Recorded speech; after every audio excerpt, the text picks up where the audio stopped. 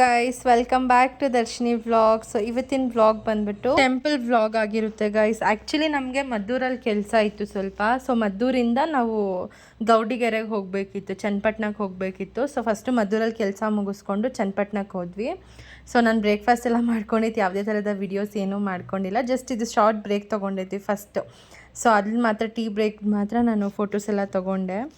ಅಲ್ಲಿಂದ ನಾವು ಸೀದಾ ನೆಕ್ಸ್ಟು ಹೊರಟಿದ್ದೆ ಗೌಡಿಗೆರೆ ಚಾಮುಂಡೇಶ್ವರಿ ಟೆಂಪಲ್ಗೆ. ನಾನು ತುಂಬ ಸಲ ಹೋಗ್ಬೇಕು ಅಂದ್ಕೊಂಡಿದ್ದೆ. ಒಂದು ಸಲ ಹೋಗಿ ಮಧ್ಯದಲ್ಲಿ ಇನ್ನೇನು ಒಂದು 50 ಕಿಲೋಮೀಟರ್ಸ್ ಇದೆ, ಒಂದು 50 ಅಲ್ಲ 25 ಕಿಲೋಮೀಟರ್ಸ್ ಏನೋ ಇರಬೇಕಂದಾಗ ಅದು ಪರ್ಸ್ನಲ್ ಇಶ್ಯೂಯಿಂದ ಮತ್ತೆ ರಿಟರ್ನ್ ಬಂದಿದ್ದಾಯಿತು.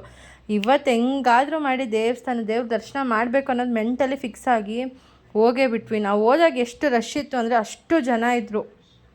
ನಾವು ಹೋದಾಗ ಎಲ್ಲ ಜನ ಆಗದೇ ಇರೋ ಆಚೆ ಬರ್ತಾಯಿದ್ರು. ಬಟ್ ಆದರೆ ನಾವು ದೇವ್ರ ದರ್ಶನ ಮಾಡಬೇಕು ಅಂತ ಫುಲ್ ಮೆಂಟಲಿ ಫಿಕ್ಸ್ ಆಗಿದ್ವಿ ಗೈಸ್. ಇಷ್ಟು ಜನ ಇದ್ದರು.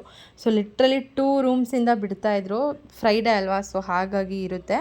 ದೇವ್ರ ದರ್ಶನ ಮಾಡ್ಕೊಂಬಂದಾದ್ಮೇಲೆ ಆಂಜನೇಯ ಸ್ಟ್ಯಾಚುಗೆ ಈ ಥರ ಕಾಯಿನ್ ಸ್ಟಿಕ್ ಮಾಡೋದಿತ್ತು. ನಾನು ಸ್ಟಿಕ್ ಮಾಡಿದೆ. It was very good. ಬಂದಾದಮೇಲೆ ದ ವ್ಯೂ ವಾಸ್